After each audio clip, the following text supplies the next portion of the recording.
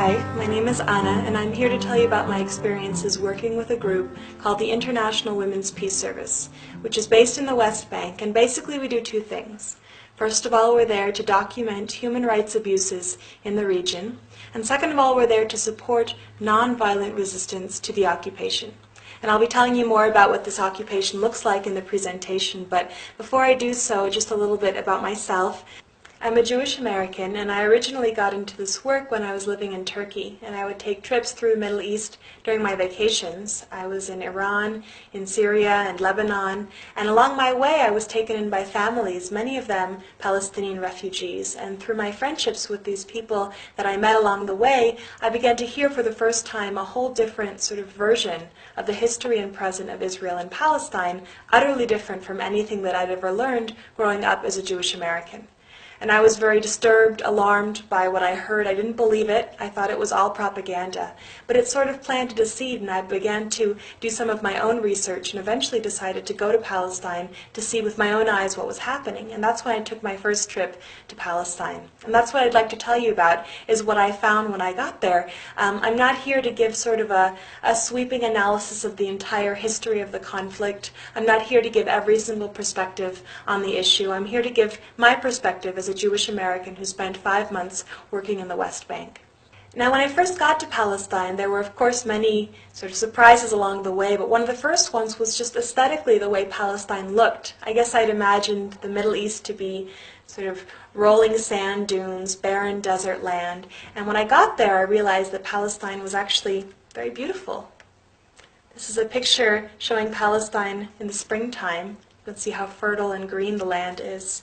But beyond showing how beautiful it is, I actually think that this photograph captures what I have come to believe is really at the heart of the Israel-Palestine conflict. A lot of people have sort of a perception of this issue as being kind of an age-old rivalry between Jews and Muslims, something that's been going on for thousands of years and will continue for thousands more because at its heart are these sort of deep religious differences. And one of the first realizations that I came to when I got to Palestine was that for the most part, this really is not a war about religion. This is a war about land, about water, about resources. And I hope that my reasons for coming to those conclusions will be clear in this presentation. Now, to get you oriented, here's a map of the Middle East. Israel and Palestine are located in the Middle East. That tiny little purple and white sliver there, here's a larger version of that map. And the beige areas in this map indicate the de facto internationally recognized borders of the State of Israel. Meanwhile, the pink areas on the right and left are the two land masses making up the Palestinian territories occupied in 1967. And they are on the left, the Gaza Strip, and on the right, the West Bank. And I was living in a town, in a village in the West Bank, and the photographs and stories from this presentation were taken from the West Bank. So, as I said, these are known as the occupied Palestinian territories. Occupied, what does that word mean, right? Well, the purpose of my presentation is to tell you about this occupation. And the first part of my talk is just explaining the structures of the occupation. What is it composed of? I'll be talking about restricted movement, checkpoints, and roadblocks. I'll be talking about settlements and outposts. I'll be talking about the wall. And I'll be talking about imprisonment. And once we have sort of a general understanding about what the system itself looks like, I'll be talking about how are people reacting? How are people resisting? And the next part of my talk then will be about resistance. I'll be talking about everyday nonviolent resistance. I'll be talking in particular about demonstrations. And I have a section as well on Israeli activism. So to get started with restricted movement. In the Palestinian territories, there are both Palestinians and Israelis living there, but they use different roads. There are Palestinian roads, there are Israeli roads. Palestinian roads tend to be older, often even unusable like the one you see in this photograph. Israeli roads tend to be more modern, constructed by the Israeli government for Israeli citizens living in these territories, and they might be sort of four-lane highways like the one you see in this photograph. Palestinians are not allowed to use the Israeli roads unless they're able to obtain a kind of permit, in which case they might be able to use, say, a certain section of a certain road, but in all other cases the roads are segregated. Palestinians and Israelis use different colored license plates. Palestinian cars have green or white colored plates. Meanwhile, Israeli cars have yellow colored plates. And this is so it's easy to see from afar whether a vehicle is carrying Palestinians or Israelis. And it also makes it easier for the soldiers who are manning the area to monitor who is using which road. So for example, here you can see an army jeep pulling over all green or white plated vehicles to the side of a road. Meanwhile, all yellow plated vehicles are allowed to pass by unhindered on the left. And this is called a checkpoint. And checkpoints are a major institution in the occupation. They are essentially barriers manned by soldiers or border police that are used to control Palestinian pedestrian or vehicular movement. And the idea behind a checkpoint is more or less what you might experience like at a border crossing, where you go, you stand in line, you show your ID, you answer a couple of questions, maybe open up your bag.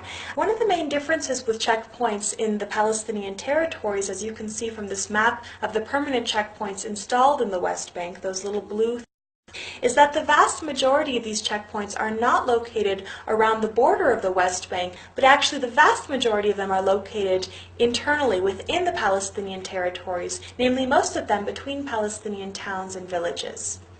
And what this means for a Palestinian person who's living, let's say, just south of Hebron in the south of the West Bank, who wants to travel 30 miles north to the city of Bethlehem, which is a little bit more towards Jerusalem. So 30 miles. That should take a person under normal circumstances like 30, 40 minutes, maybe an hour tops. Well, it's very likely to take that Palestinian person anywhere from 2 hours to 4 hours to 8 hours to maybe even an entire day to travel just those 30 miles because of the number of times that he or she would be stopped along the way at these checkpoints. And well, this is obviously very frustrating. People are spending hour after hour, day after day at these checkpoints to get from any one place to another. But beyond just being sort of a frustration, these checkpoints are extremely disabling to Palestinian daily life, to all aspects of Palestinian daily life. For example, these checkpoints make it very difficult for a Palestinian person to hold a steady job. It's never clear if it's going to take you 10 minutes or 3 hours to commute from your little village to the nearest city. Similarly, attending classes on a regular basis is pretty much impossible. Unless you happen to have a university in your little village, higher education is basically out of the question. So beyond just being sort of an annoyance or a burden, these checkpoints are preventing Palestinians from earning a living and from getting an education. Beyond that, getting to a marriage, a funeral, graduation, going to visit your family, all aspects of daily life are affected. And imagine if you, every time you wanted to go to work or to school or to church or wherever else you were going, that you had to go through a series of checkpoints that held you up for 2-3 hours. How would that affect your life? And maybe that gives you sort of a glimpse of how disabling these checkpoints have become to Palestinians just sort of on a daily basis. This is the checkpoint outside of the city of Nablus. It's called Huwara. And we were there doing checkpoint watch, where we basically document what's happening at these checkpoints. And on this day, the rule was the following. Women were allowed through the checkpoint, older men were allowed through the checkpoint, and young boys were also allowed through the checkpoint. But any men between the ages of 15 and 40 weren't. Period. It didn't matter where you were coming from, it didn't matter where you were going, it didn't matter who you were, it didn't matter if it was an emergency. If you were Palestinian male, 15 to 40 years of age, you couldn't get home or to work or to school or to the hospital or wherever you were going. And so they gathered here, literally hundreds of Palestinian men in this ditch next to the checkpoint in hopes that the rule would change at some point.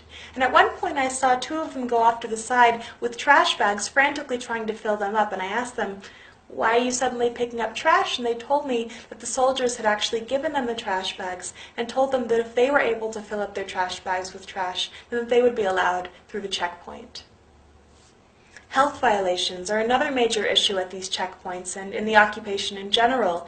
Here you can see a Palestinian green and white plated ambulance that's pulling over to the side of a road to allow a yellow plated Israeli vehicle priority on that road. And these ambulances will sometimes wait for hours before reaching the checkpoints themselves. And when they get there, they're oftentimes not sort of rushed through quickly, but actually held at gunpoint, as you can see in this photograph, while another soldier will go around the back to sort of screen through the back of the ambulance. And the reasoning given for holding up ambulances oftentimes even longer than average civilian vehicles is that apparently in the past these ambulances have been used to transport weapons or people wanted by the Israeli government. I've done a little research on the subject and discovered that actually there is one documented case of a Palestinian ambulance being abused for these purposes. But even if they were being used for these purposes, even if that was the case, remember that this Palestinian ambulance is traveling from a Palestinian village to a Palestinian city. It's not traveling from the West Bank into Israel, and that is where these checkpoints are located, between Palestinian built-up areas, such that in what way is holding up this ambulance endangering the lives of the people in back of it? In what way is this contributing to the safety or the security of the Israeli population, let alone the entire Palestinian population? This is the checkpoint outside of the village of Deir Balut where I spent some time, and this checkpoint is open from 7 in the morning until 7 at night. What that means is that if you have any kind of an emergency between the hours of 7 p.m. and 7 a.m., well, you're kind of out of luck. And in fact, what happened was that a woman from the village who was 7 months pregnant with twins began to have contractions at 1 o'clock in the morning. Her husband drove her frantically to the checkpoint, which they needed to cross to reach the nearest hospital in the city of Ramallah, an hour away. They got to the checkpoint, and the soldiers who sleep above it came down to meet them and were very polite. And they said, look, the rule is very clear. Palestinians are not allowed through until 7 in the morning. Please come back at 7. Well, the woman obviously couldn't wait 6 hours to have her babies, and so they argued a bit more. And the soldiers, again, they were very polite and even apologetic, and they just kept saying the same thing over and over again. They said, look, we didn't make the rules. We don't even agree with them. We're just following orders. We're just following orders. This is something I hear from soldiers almost daily. We're just following orders, and that's exactly what the soldiers were doing. At that point, the husband decided to call an ambulance to come from Ramallah City, an hour away, to the checkpoint, so that all it would take would be for his wife to walk by foot from her own vehicle across the checkpoint to the ambulance. Ambulance arrives an hour later, and the soldiers come down shaking their heads, and they say, look, it doesn't matter if you're going by foot or by car, you're still Palestinian, it's still the middle of the night, you still can't cross. At that point, they're sort of tearing their hair out, and the husband decides to call all of his friends, and he, like many Palestinians, had actually worked in Israel, speaks Hebrew, and was able to contact an Israeli friend that had a connection to the army that was high enough such that they were able to get this woman permission to cross the checkpoint and to get to the hospital. The soldiers allowed her through. They wouldn't allow her husband to go with her. She got to the ambulance and immediately began to give birth to the twins. And the twins were born, both of them alive, and basically healthy, except of course that they were 2 months premature. And because they were premature, they were in desperate need of hospital attention. And because they were an hour away on a bumpy road in the middle of the night, having waited almost 2 hours at the checkpoint, they weren't able to reach the hospital in time. And because of this, both of this woman's babies died. And I tell this story not because it's heartbreaking and not because I'm trying to demonize these soldiers. Look, I believe in the Nuremberg principles, that people are responsible for their actions even if they are following orders.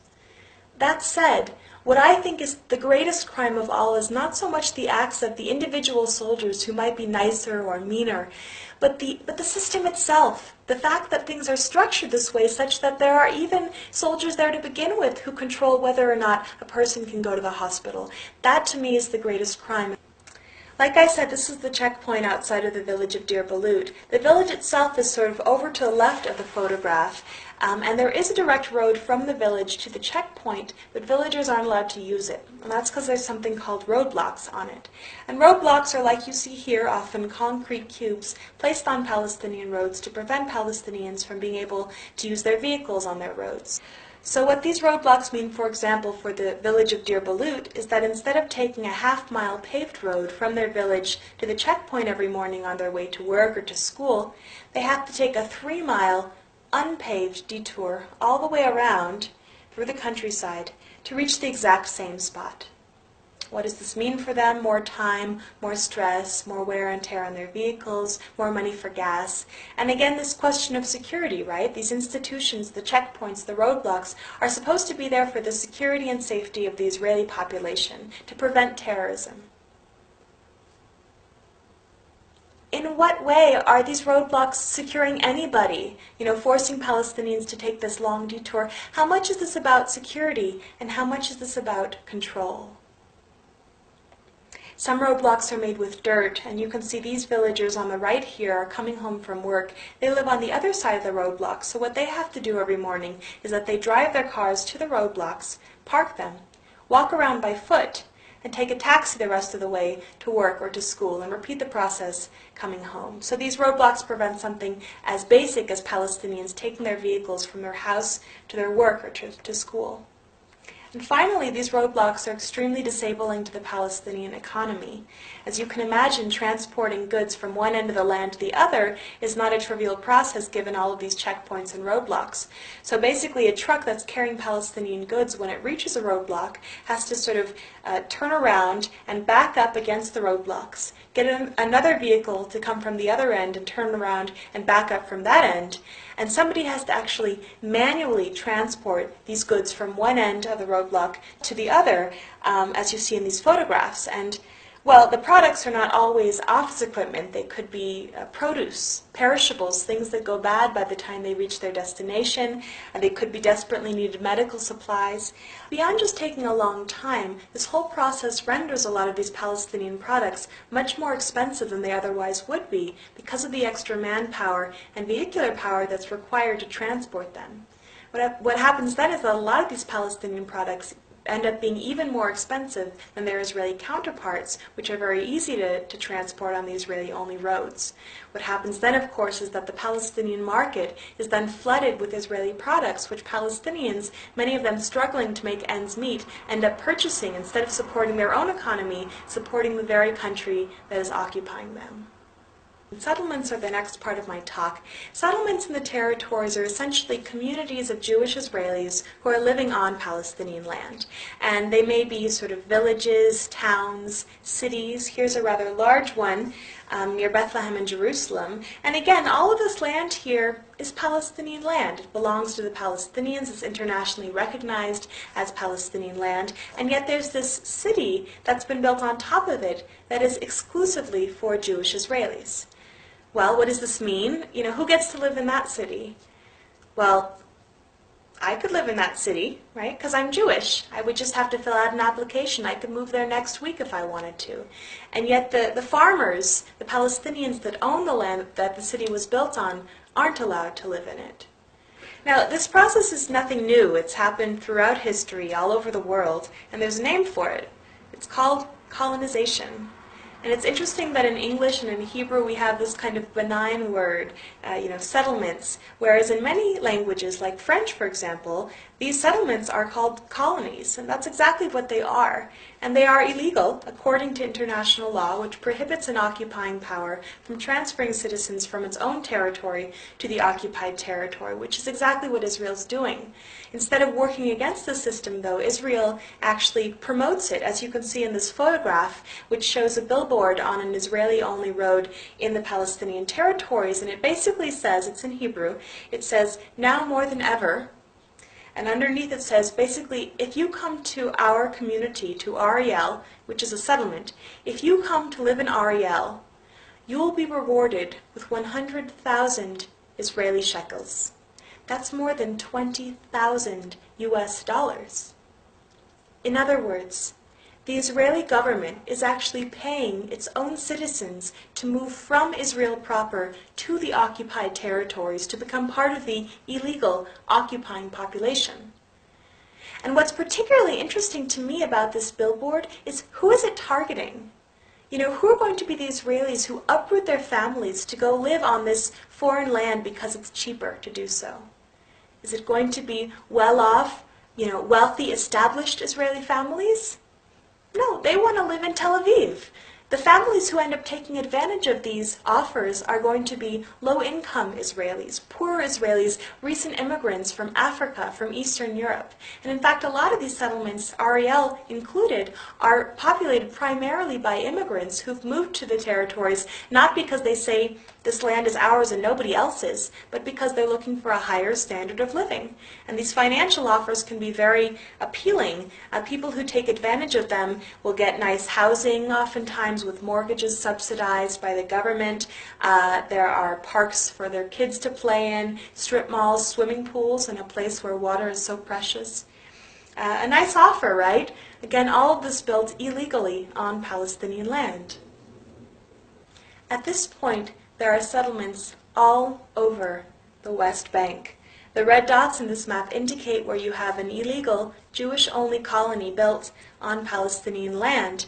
And of course, coming along with the settlements and colonies is the road network. And here you can see it's just a handful of them, but the way those blue roads and highways really chop up, compartmentalize that Palestinian landscape. Remember, of course, that these roads were built illegally on Palestinian land, and that the Palestinians owning the land that they were built on, for the most part, aren't even allowed to use them because of the segregated road system. The next part of my talk is on outposts, which are similar to settlements in that they are incidents of Jewish Israelis living illegally on Palestinian land. One of the main differences are the people who choose to live in these outposts. So I talked before about what I call economic settlers, moving to the territories for financial benefits. And they represent about 80% of the settler population, a vast majority that says, according to polls, that they would be willing to leave if they were offered financial compensation. So when Israel says it's impossible to make all of these hundreds of thousands of settlers leave, remember that the vast majority are there simply because the government is paying them to do so. The remaining 20% of the settler population are often called ideological settlers, moving to the territories not for money, but because of their beliefs. And many of them believe that the land in the West Bank and Gaza belongs to the Jewish people, for oftentimes religious reasons or maybe political reasons. And according to many of these people, the Palestinians are the ones who are occupying this land, Jewish land. And so they will actually come in the middle of the night with trailers and simply establish themselves on a plot of Palestinian land and say, we're not leaving, this land belongs to us. Well, a farmer wakes up the next morning and there's an outpost on his land, and while the Israeli government says that it doesn't condone this kind of practice, it doesn't do a whole lot to prevent the settlers from coming or to make them leave. And so over time, these outposts begin to grow. More settlers move into them. Eventually they want a school for their children. They want a fence around them for security. They want a road to connect them to Israel. And over time what you have is it's no longer an outpost. It's a new settlement. And that's the way a lot of these settlements were originally founded and grew into what they are today. And once they become settlements and recognized by the Israeli government as such, they become subsidized by the Israeli government, which means subsidized by the U.S. government, by us. The U.S. government gives Israel between 3 and 5 billion American tax dollars every year. That's more than $10 million every single day. That is going towards upholding these illegal practices. And this may seem like something kind of on the other side of the world, has nothing to do with us as Americans, but we are the ones paying for this. We have a right, we have a responsibility to know where our tax dollars are going and to ensure that they are not being used to violate human rights, international law, and even U.S. law. Here's a few pictures of outposts. This one is above the village of Yanun, and oftentimes they're placed on hilltops for sort of strategic reasons. Here's the village of Yanun, a Palestinian village of about 300 people. Here's one of the homes in the village, and again you can see up top there the outpost. And as I mentioned before, a lot of the settlers living in these outposts don't really think the Palestinians have any right to be where they are. And so they'll actually come down with large weapons even to try and threaten the villagers, to try to make them leave their homes and land. And Here's a picture of one of these armed settlers that's come down to threaten a villager picking her olives. In the past, these settlers have beaten up numerous villagers. They've poked a young boy's eye out of his face. They've beaten an old woman with her walking stick. They've killed a villager. They've stolen olives. Keep in mind, of course, that Palestinians in this part of the world are not allowed to have any kind of weapons. Now, clearly, some Palestinians do manage to get weapons. We hear about it in the media, but the vast majority of Palestinians don't. They don't have anything to defend themselves with besides stones or their bodies. Meanwhile, Israeli soldiers and civilians, these settlers, are oftentimes carrying around these large weapons. So that's the kind of balance of power that you feel going into the territories. The settlers have burned the village generator so that the Yanun villagers didn't have any more electricity. And this is the Yanun water source where settlers have come down. They've urinated in the water source. They've poisoned it with dead chickens, anything to try to make the villagers leave. And at the end of 2002, the village of Yanun came together to make a decision about this issue. And what they decided was that they were going to leave. They decided to abandon their ancestral homes and land because they felt so threatened by this settler presence. And one day they picked up and left, all 300 of them. Well, the international and Israeli peace communities heard about what had happened in Yanun and went to the villagers staying in a nearby town with an offer.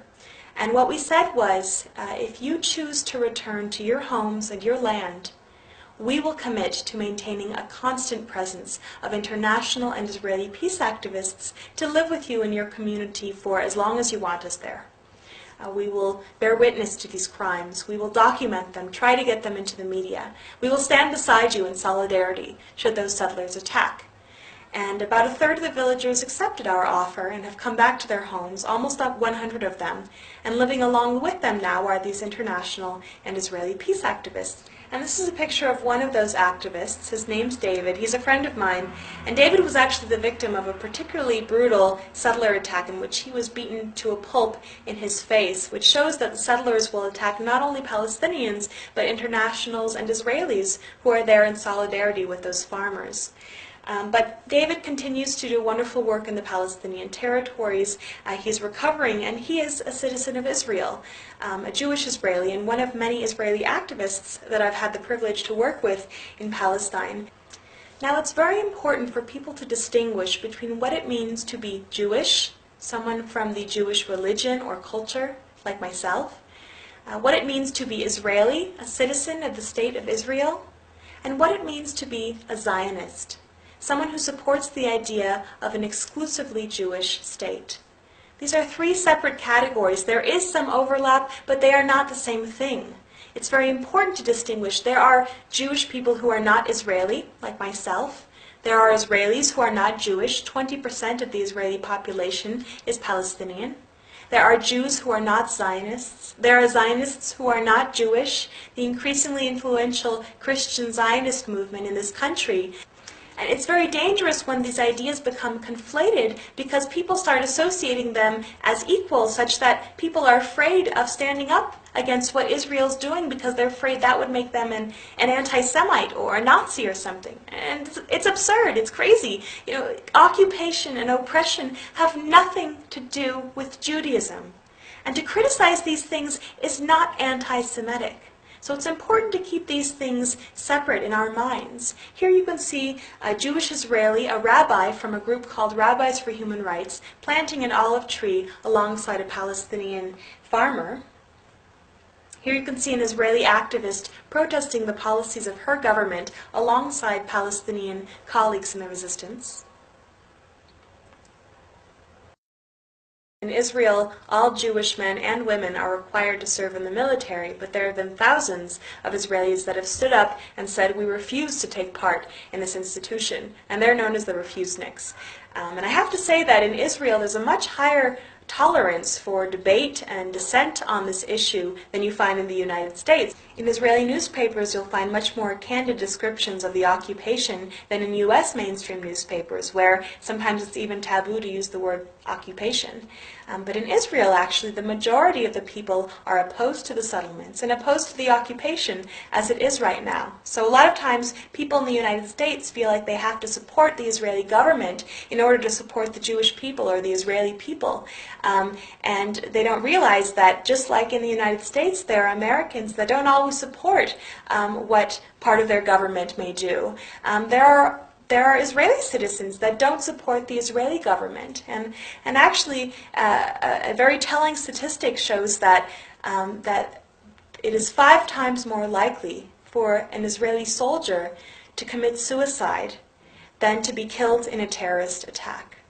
And so when people talk about this occupation as helping the Jewish people, they don't realize how many Israelis are actually against it and how important it is for the Jewish people as well as the Palestinian people to end this.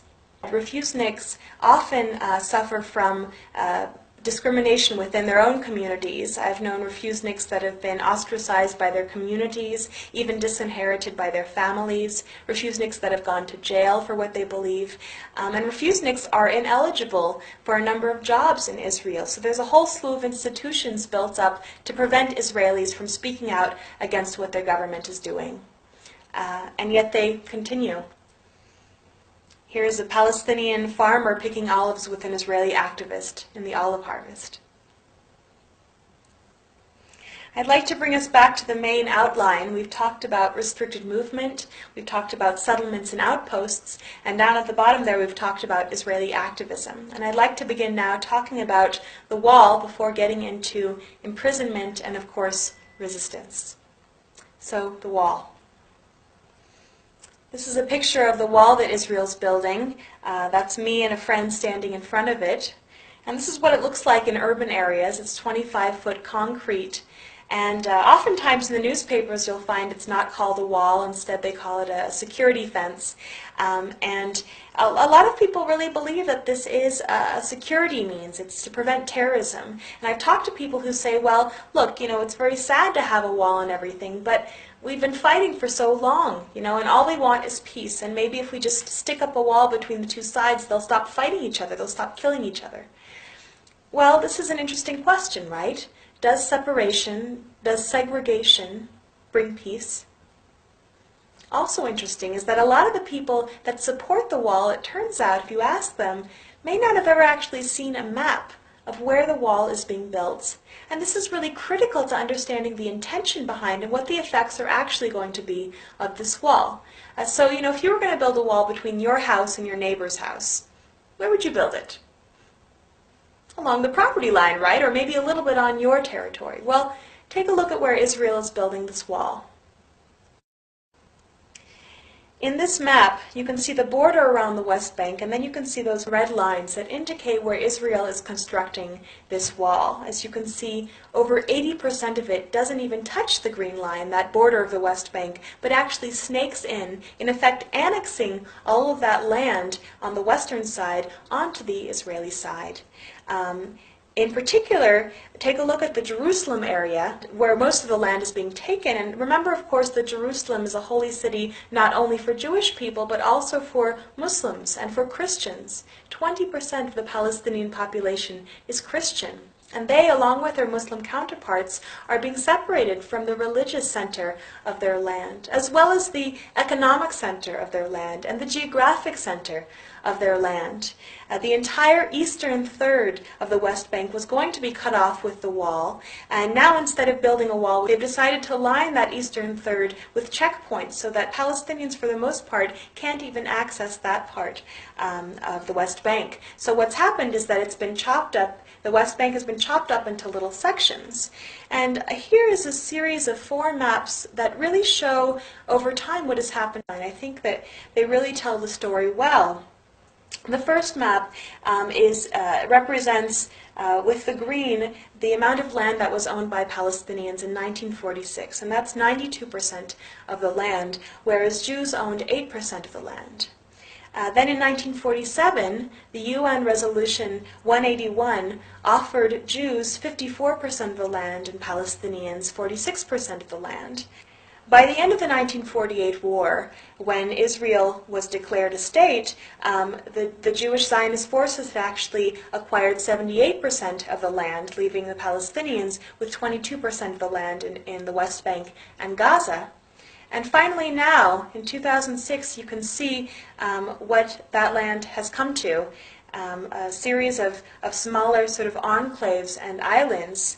Here you can see the region that I was living in, and the way that Palestinian territory has been sort of chopped up and compartmentalized by that wall. In particular, at the top left is the city of Qalqilia, a city of more than 50,000 Palestinians that has been completely surrounded by this 25-foot concrete wall, such that its outskirts look something like this now. These are the sniper towers, razor wire, and concrete wall around the Qalqilia city, also known as the Qalqilia ghetto now, or an open-air prison even. And very interesting is that as a person of privilege in this part of the world, as an American, as a Jewish person, as a white person, I was actually able to see this wall from both sides of it. So here are photographs of the Qalqilia wall from the city of Qalqilia, the Palestinian side. Meanwhile, the next photograph I'm going to show you is a picture of this exact same wall from the Israeli highway that passes by on the other side of it. And I think this is very interesting. They've sort of built up on a slant up to the wall where they plant flowers in the springtime, such that it doesn't even look like a wall. And as I said before, many Israelis are much better informed about the situation than American Jews or Americans in general in this country. And yet at some point, I actually think that most Israelis probably don't even know what the wall looks like, where it's being built, what it's doing to Palestinian farmers and families. And this, to me, is almost a kind of censorship, preventing that message from getting across. And of course, censorship is something happening in our country as well. Here's a little anecdote. A friend of mine was flying back from Palestine to the United States, and she had a layover in Germany along the way where she picked up this issue of International Newsweek because it had a particularly sympathetic article about the plight of the Palestinians. You can see at the top there. And then she had another layover in Chicago on her flight home where she found this. Also Newsweek, August 2004, but the US version, with almost the same information, but one major difference. That article about the plight of the Palestinians had been completely removed from the entire magazine and replaced by one about the Olympics. And, well, some people will tell you that's just because Americans don't care about the Middle East, but you know, look at the cover story. Of course Americans care about the Middle East.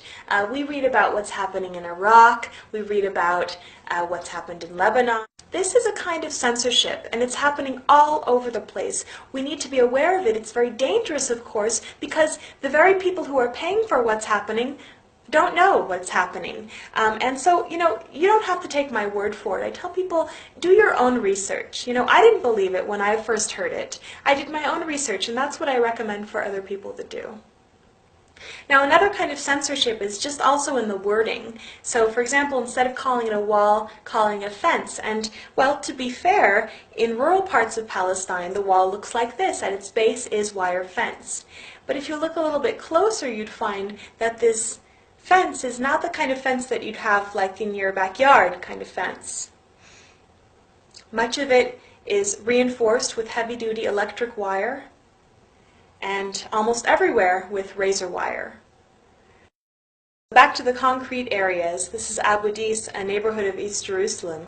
And what I want to illustrate here is that when you have a Palestinian built-up area and an Israeli settlement in the Palestinian territories, the wall won't be built, first of all, along the actual border, or even right in between the Palestinian town or village and the nearest settlement, or even sort of right up against the settlement to just get it onto the Israeli side. But oftentimes, in my experience, they'll build the wall as close as possible to the Palestinian built-up area so that not only the settlement, but all the land between the settlement and the nearest Palestinian town or village also ends up on the Israeli side.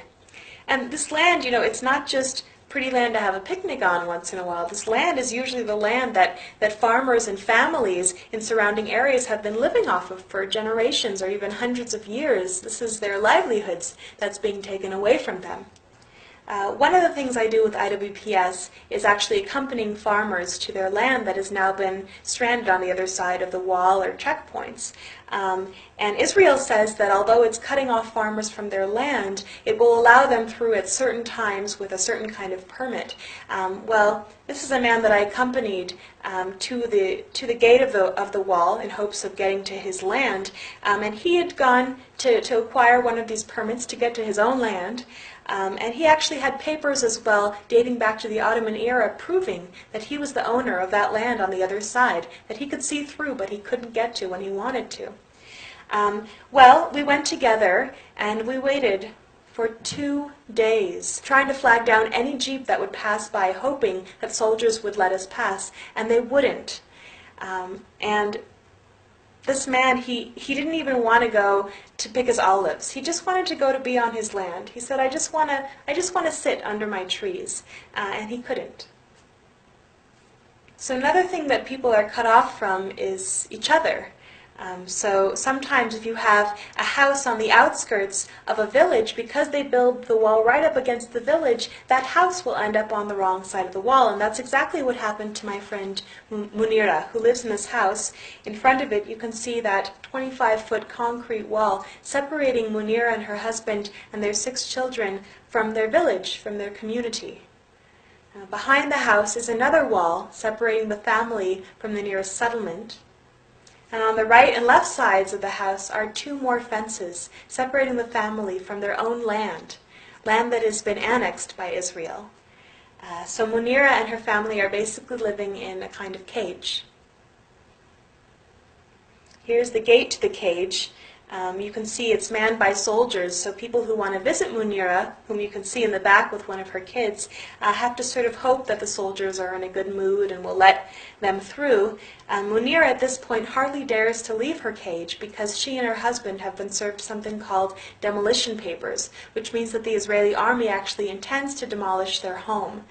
And many people actually consider Munira sort of lucky because oftentimes if a house is in the way of an expanding settlement or road or the wall, they won't bother building a whole fence around it and getting a soldier to come man it, but they'll actually bulldoze that house. And so Munira is actually afraid to leave her house for fear that she could come back and it would be gone, not that they wouldn't bulldoze a house with people there, which they've done in the past as well.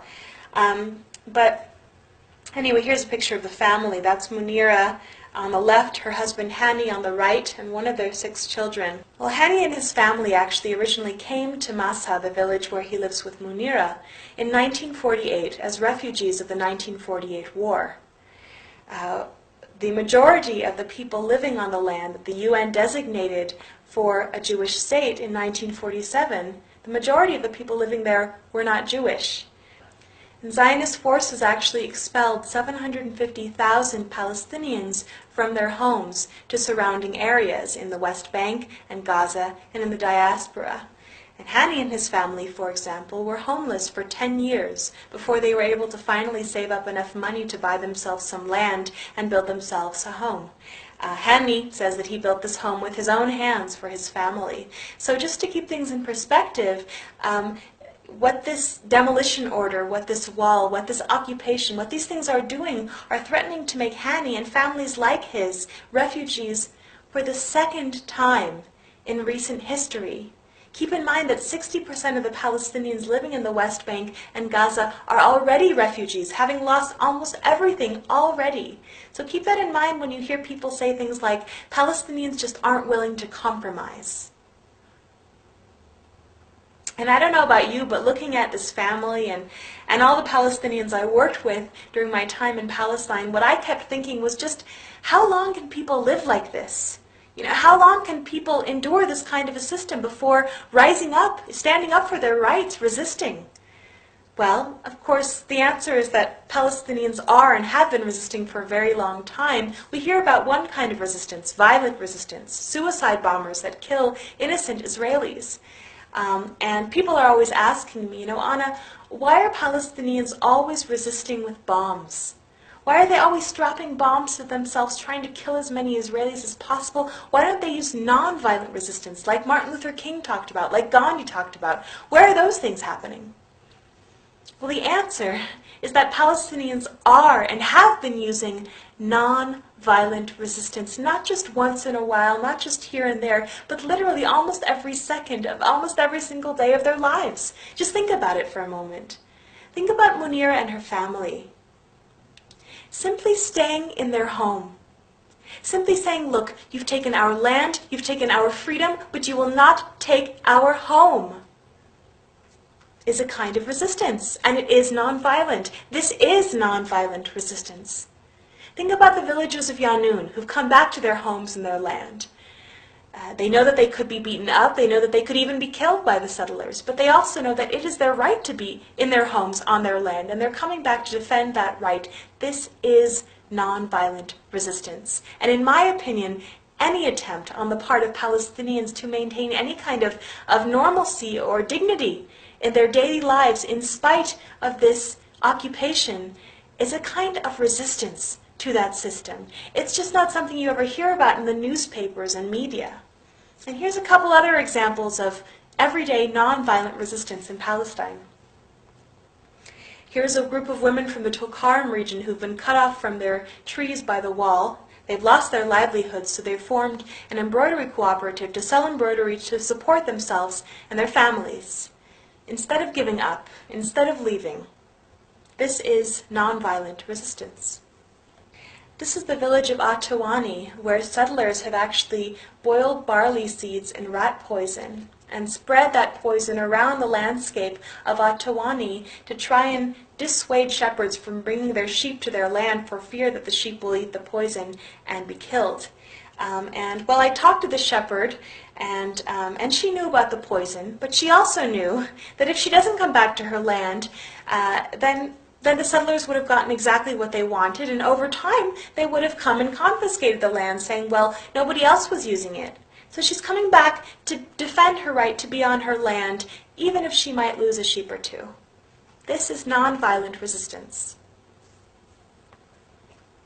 Painting the wall. Nonviolent resistance.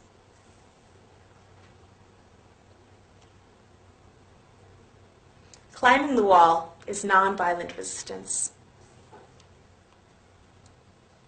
Here's a young boy who's building his own roadblock out of rocks and wire that he found in his village. And he told me, Anna, I'm going to build a roadblock so that the jeeps can't raid my village tonight. This is nonviolent resistance. And finally, demonstrations are a kind of resistance happening almost daily in Palestine. We just don't hear very much about them, where communities of Palestinians will march down to the land that is being threatened. Here you can see a farmer trying to explain to the soldiers that have been placed there to basically protect the bulldozers that are uprooting the trees. He's trying to explain to them that the trees being uprooted belong to him and his family and have for generations. This is something else you might see at a demonstration, Palestinians who've come together to pray on their land. And I find it particularly moving, given that for many of these Palestinians, this could be their last chance to ever be on their land. And they're choosing to spend these final moments together as a community in silence, in worship on their land. Now, although most of these demonstrations are primarily peaceful, they are often met with a great deal of violence from the soldiers who throw tear gas or sound bombs. There are sometimes rubber bullets or even live ammunition used against nonviolent demonstrators. There is also sometimes violence from the Palestinian side. Here you can see a picture of a Palestinian boy who's picked up a stone and is throwing it at Israeli soldiers and jeeps at a demonstration. And I include it not because stone throwing has anything to do with my work with IWPS, it doesn't, but first of all because it is the reality. There are stones thrown at these demonstrations. And second of all, to give it a little bit of perspective. So the stone throwing that you see here is used as the justification for the mass imprisonment of young Palestinian men who are put in jail for throwing these stones. And I would agree that a stone is definitely a weapon, right? You can kill somebody with a stone, no question about it, but we don't get much sort of context in which these stones are actually thrown. So for example, this boy, he hasn't sort of gathered up a bunch of stones and snuck across the border into Israel to stone as many Israelis as possible because he hates Jews. This boy is in his village, and he's watching jeeps and bulldozers surround his village, uproot his trees, and build a wall around his community. And he's picking up a stone and throwing it at those jeeps, at those bulldozers. And I guess I would just ask you, if someone were to come into your home and start carrying out your television, and then your stereo, and then your computer, at one point, would you pick up a lamp and throw it at them? It's not about justifying, it's about being realistic. What would you expect of yourself in that situation, and how does it compare to what you expect of the Palestinians in the situation they're in right now with the wall? Like I said, many of these kids end up in jail. Here are 5 kids from the village of Marda, near where I lived, and a jeep was raiding their village one night, and they threw stones at the jeep. No soldiers were hurt. In fact, very few soldiers have actually been hurt by these stones because they're usually thrown from very far away for fear of being arrested. And in fact, these 5 kids were picked up for stone throwing and put into jail for 6 months. More than 340 Palestinian children and 9,500 adult Palestinian political prisoners are being held in Israeli prisons today. More than 10% of these are what are called administrative detainees, which means that they can be held without charge indefinitely. And I was once walking in Ramallah where I found a silent procession of people holding photographs of their loved ones being held in Israeli prisons. So they asked me to show them to the people of America, so that's what I'm doing.